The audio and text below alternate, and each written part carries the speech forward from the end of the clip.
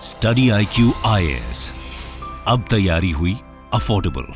नमस्कार दोस्तों I am sure कि पिछले एक महीने से आप लगातार सुन रहे होंगे कि यमन के अंदर जो हौतीज हैं उनके द्वारा लगातार अटैक किया जा रहा है शिप्स के ऊपर रेड सी में। लेकिन अभी तक ये किसी ने नहीं सोचा था कि रेड सी में जो हमला हो रहा है, जो युद्ध हो रहा है, वो एक तरह से भारत के दरवाजे तक पहुंचेगा। जी हां, मैं आपको बता दूं, गुजरात तट के काफी नजदीक यहां पर जो शिप है, एक मर्चेंट वेसल है जो कि भारत आ रहा था, उसके ऊपर ड्रोन से हमला किया गया। ये आप देख सकते हो, drone attack hits Indian ship in Indian ocean. और इसी को हम डिटेल से जानेंगे कि एग्जैक्टली हुआ क्या है, क्या था उस शिप के अंदर और कौन करा सकता है इस चीज को, उसको भी थोड़ा देखने की कोशिश करेंगे। चलिए आगे बढ़ते हैं, लेकिन उससे पहले ध्यान रखिएगा दोस्तों, 27 दिसंबर से हमारा जो SIP प्लस का प्रोग्राम है वो स्टार्ट हो रहा है। इसके अंदर अगर आप प्रीलिम्स की तैयारी कर रहे हैं, जो प्रीलिम्स देने वाले हैं 2024 का UPSC का, तो वो आप क्रैक कर सकते हो बाई ज्वाइनिंग दिस बैच, क्योंकि इसके अंदर आपको जो पूरा रिवीजन होता है एक तरह से वो कराया जाएगा। टेस्ट सीरीज से लेकर सब कुछ मिलेगा आपको। सिर्फ हमारे वेबसाइट ऐप पर जाना है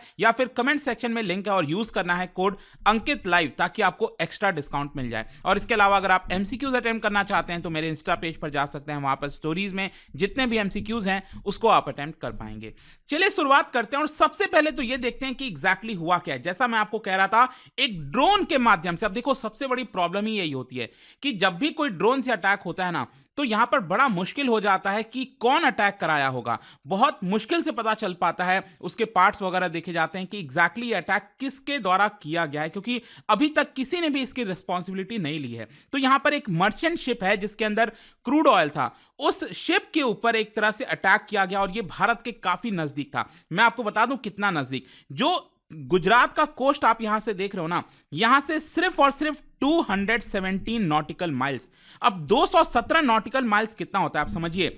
जब भी हम बात करते हैं एक्सक्लूसिव इकोनॉमिक जोन की, जैसे कि यहां पर मान लो जो लैंड है वो खत्म हो रहा है और सी स्टार्ट हो रहा है, तो उस वहां से लेकर 200 नॉटिकल माइल्स तक ये एक्सक्लूसिव इकोनॉमिक जोन होता है। अब एक्सक्लूसिव इकोनॉमिक जोन में क्या हो सकता है, यहां के जितने भी रिसोर्सेज हैं, जितनी भी चीजें हैं, वो भारत इस्तेमाल कर सकता है। तो कहीं ना कहीं ये भारत के दायरे में आती हैं। तो उससे जस्ट काफी नजदीक आप समझिए 217 नॉटिकल माइल्स की हम बात करें। ये आप देख रहे हो ना, भारत का ये जो कोस्ट आप देख रहे हो, ये पूरा एक्सक्लूसिव इकोनॉमिक जोन को दिखाता है कि यहां से ये एक्सक्लूसिव इकोनॉमिक जोन है पूरा, और गुजरात के कोस्ट के पास बताया गया है। तो सिर्फ 217 ही यहां पर बताया जा रहा है नॉटिकल माइल्स दूर एक शिप था जो कि भारत ही आ रहा था। मैं अभी आपको आगे बताऊंगा मैप से कहां से कहां जा रहा था ये। लेकिन अल्टीमेटली क्या है कि उसके ऊपर ड्रोन से अटैक हुआ है और ये काफी चिंताजनक बात है, क्योंकि अभी तक जो युद्ध वगैरह है वो आपका रेड सी वगैरह की तरफ जारी था, और अगर इस तरह से यहां पर पहुंचेगा तो ये भारत के लिए काफी ज्यादा हैरान करने वाली बात है और हमें इसको बहुत संभल के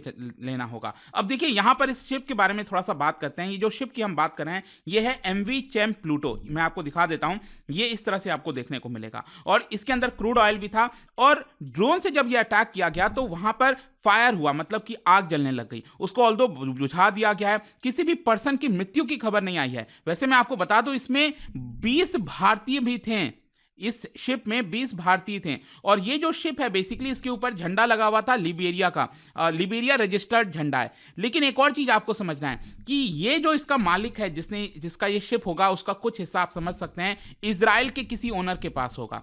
तो इजराइल से एफिलिएटेड कहीं ना कहीं ये शिप है। और आपको पता ही है कि यहां पर जो हौतीज हैं उन्होंने साफ कहा था कि अगर कोई भी शिप इजराइल से रिलेटेड होगा तो हम उसके ऊपर हमला करेंगे। और साथ ही साथ मैं आपको यह भी बता दूं कि ये जो शिप है वो सऊदी अरब से मैंगलोर जा रहा था, मतलब लास्ट ये निकला था सऊदी अरब से, ये आप देख रहे हो यहां से, और ये मैंगलुरु की तरफ जा रहा था। ये भारत का मैंगलुरु आप देख सकते हो, यहां पर जो पोर्ट है उधर जा रहा था। तो जाहिर सी बात है अगर ये अटैक गुजरात कोस्ट के पास हुआ है तो मैं मान के चल रहा हूं कि ये जो पर्शियन गल्फ आप देख रहे हो यहां से ये निकला होगा और गल्फ ऑफ ओमान, ऐसे इस तरह से ये गल्फ ऑफ ओमान होते हुए ये मंगलुरु की तरफ जा रहा होगा। और कहीं ना कहीं इसी के पास, गुजरात कोस्ट के पास जो है, इसके ऊपर हमला किया गया। तो आई होप कि ये चीज अब आपको समझ में आ गई होगी ये शिप था क्या। और जैसा मैंने आपको बोला 20 भारतीय भी उसके ऊपर सवार थे। अब बात यह है कि इसको देखते हुए भारत ने क्या एक्शन लिया। तुरंत जैसे इसके बारे में खबर आती है, इंडियन नेवी का, मतलब इंडियन कोस्ट गार्ड का एक शिप है ICGS विक्रम। मैं आपको दिखाता हूं पिक्चर में, ये आप देख सकते हो। कोस्ट गार्ड वो होते हैं जो हमारे तटों की रक्षा करते हैं, मतलब ये भारत के जो तट हैं उसकी एक तरह से रक्षा करते हैं। तो यहां पर ये ICGS विक्रम जो है उसी उसी शिप के काफी नजदीक था बताया जा रहा है, और तुरंत उनको बोला गया कि आप उसको बचाने के लिए जाइए। ये जो एमवी चैम्प प्लूटो है उनको वहां पर भेजा गया तुरंत कि उसको कैसे भी बचाया जाए, क्योंकि कोई भी बड़ी दुर्घटना हो सकती थी। और अभी के लिए जैसा मैंने आपको बोला, जितने भी 20 भारतीय थे जो उसके अंदर क्रू मेंबर्स थे, वो सभी के सभी सेफ हैं। और साथ ही साथ आईसीजीएस विक्रम ने अलर्ट कर दिया है बाकी के सभी शिप को कि आप जो भी उधर से आ रहे हो, अपने आप को प्लीज सतर्कता बताए, मतलब आपको रखना है, ताकि इस तरह के हमले से आप बच सकें। तो काफी ज्यादा प्रॉब्लमैटिक हो गया है, लेट मी टेल यू, इसकी वजह से ग्लोबल ट्रेड भी काफी इंपैक्ट हो सकता है। अब क्वेश्चन यही है कि आखिरकार ये किसने कराया होगा। देखो, जैसा कि मैं आपको बोल रहा था कि यमन में जो हौतीज हैं, उन्होंने बेसिकली इजराइल के खिलाफ ये कदम लिया हुआ है पिछले काफी समय से, क्योंकि उनका कहना है कि जिस तरह से इजराइल ने हमास के ऊपर अटैक किया है, तो हमास उनके भाई बंधु हैं, और इसलिए वो कह रहे हैं कि हम ये सहन नहीं करेंगे, और इजराइल से रिलेटेड जो भी शिप रेड सी से गुजरेगा, यहां से गुजरेगा, हम उसके ऊपर लगातार अटैक करते रहेंगे। और इसमें कहीं ना कहीं ईरान भी शामिल है, आपको ये भी समझना है, ठीक है। ईरान पूरी तरह से यमन को सपोर्ट करता रहता है। तो या तो हो सकता है जो ड्रोन हो वो ईरान की तरफ से भी भेजा गया हो, जिससे माध्यम से अटैक किया गया हो, या फिर हो सकता है यमन भेजा हो, या फिर कोई थर्ड पार्टी है, तो इसके बारे में अभी नहीं पता। तो अभी एग्जैक्टली पता नहीं है कि कौन किया है। लेकिन आपको समझना एक और चीज है कि ये जो भी प्रॉब्लम हो रहा है यहां पर, इसको देखते हुए यूएस ने लॉन्च किया है एक ऑपरेशन, और इस ऑपरेशन का नाम है प्रॉस्पेरिटी गार्डियन। और इसमें आप देख सकते हो यहां पर UK, Bahrain, Canada, France, Italy, Netherland, Norway, Seychelles, Spain, ये सभी देश शामिल हैं। और उनका कहना है कि हम जॉइंट पेट्रोलिंग करेंगे। मतलब अगेन मैं आपको दिखाता हूं मैप से, ये जो पूरा सदर्न वाला पार्ट है ना यहाँ पर रेड सी का,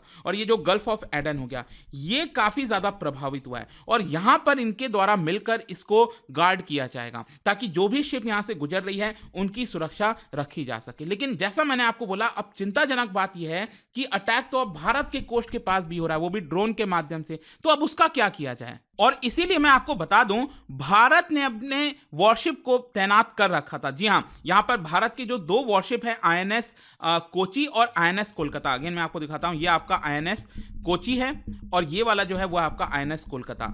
इन दोनों को भी गल्फ ऑफ एडन की तरफ भेज दिया था। देखो यहां पर ये जो गल्फ ऑफ एडन आप देख रहे हो यमन के पास, यहां पर भेज दिया था, उनको तैनात किया हुआ था, ताकि अगेन इस तरह के जो अटैक्स है उनको रोका जाए, क्योंकि भारत इसके अंदर शामिल नहीं है। ये जो ऑपरेशन प्रॉस्पेरिटी गार्डियन है, जो कि यूएस ने लॉन्च किया है, इसको, इसमें भारत शामिल नहीं है। तो भारत ने अपनी तरफ से ये कदम लिया। लेकिन आप सोचिए, भारत ने ये तो कभी सोचा ही नहीं कि हमारे कोस्ट के पास भी इस तरह के अटैक हो सकते हैं। और इसीलिए मैं आपको कह रहा था कि लेट्स सी अब इसको लेकर क्या होता है, क्या बड़ी कार्रवाई होती है, क्योंकि एक तरह से एक्सक्लूसिव इकोनॉमिक जोन की तरफ हमला करना ये कोई आम बात नहीं है। अब इसको देखते हुए आप समझिए कि जो रेड सी है उसके काफी मायने हैं। जो मैंने आपको बताया ना, ये जो रेड सी आप यहां पर देख रहे हो, जहां से सुएज कनाल होते हुए बहुत सारा जो ट्रेड है वो होता है। इनफैक्ट अगर आपको कंपेयर करके बताऊं, तो दुनिया का जितना भी ग्लोबल ट्रेड होता है उसका लगभग 12% इसी रूट के माध्यम से होता है, 12%। और अगर आप कंपेयर करो पनामा कनाल से, पनामा कनाल भी आपने सुना होगा, तो वहां पर पूरा ग्लोबल ट्रेड का लगभग 5% हिस्सा गुजरता है। तो इसी से आप समझ सकते हो ये रूट कितना ज्यादा इंपॉर्टेंट है। इसके साथ साथ आप ये भी देख पाएंगे कि यहां से हर दिन लगभग 9.2 मिलियन बैरल्स ऑफ ऑयल वहां से गुजरता है। और इसके साथ साथ यहां पर बहुत सारे बाकी के जो गुड्स हैं, जैसे भारत हो गया, भारत का जो एक्सपोर्ट है वो भी यहां से गुजरता है। इसकी वजह से हमारे एक्सपोर्टर्स को भी प्रॉब्लम आ रही है। प्रॉब्लम यह है कि यहां पर जो शिप जाती थी इधर से, अब वो कह रही है कि या तो आप ज्यादा पे करिए ताकि हम इंश्योरेंस ले सके, कल के डेट में अगर शिप को कुछ भी होता है तो एक तरह से इंश्योरेंस होना चाहिए। तो कॉस्ट बहुत बढ़ गया है। और या फिर जो शिप है वो ये वाला रास्ता छोड़कर ये वाला जो आप देख रहे हो अफ्रीका से, केप ऑफ गुड होप आपने सुना होगा, यहां से होते हुए गुजरे। लेकिन ये लंबा रास्ता हो जाएगा, काफी टाइम भी ज्यादा लगेगा, पैसे भी ज्यादा लगेंगे। तो ये थोड़ा सा कॉम्प्लिकेटेड सिचुएशन हो गया है। अब यहां पर हौतीस को कौन रोक पाता है, क्या होगा, अभी के लिए नहीं पता। बट एक जो बड़ी खबर आई थी अभी, तुरंत ब्रेकिंग आ रहा था, तो इसलिए मैंने सोचा आपको इसके बारे में बता दूं। और जाने से पहले एक इंटरेस्टिंग क्वेश्चन, क्या बता सकते हैं what does decreasing contribution of agriculture to GDP signifies? अगर हमारे जीडीपी में एग्रीकल्चर का कंट्रीब्यूशन गिरता है तो वो क्या सिग्निफाई करता है, ये आपको बताना है। इसका राइट आंसर आप सबको पता है, मेरे इंस्टाग्राम पर तो मिलेगा ही। वहां पर अगर आप नहीं हो कोई बात नहीं, टेलीग्राम से ले सकते हैं इसका सही उत्तर। मैं कई सारे जो एमसीक्यूज हैं वो यहाँ पर स्टोरीज में डालता रहता हूँ। बाकी अगर आपको पीडीएफ चाहिए तो टेलीग्राम पर आइए, अलग अलग सोशल मीडिया पर आप जुड़ पाओगे। और जैसा मैंने आपको बताया, यूपीएससी की अगर आप तैयारी कर रहे हो, just use this code Ankit Live to get maximum discount, and I hope कि वीडियो आपको पसंद आया होगा। मिलता हूं आपसे next time. Till then, thank you very much. See you soon. Study IQ IAS, अब तैयारी हुई अफोर्डेबल।